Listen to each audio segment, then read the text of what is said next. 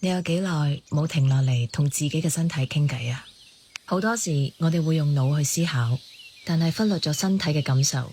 正當我身體叫緊救命嘅時候，有位好神秘嘅師傅邀請我去刮痧。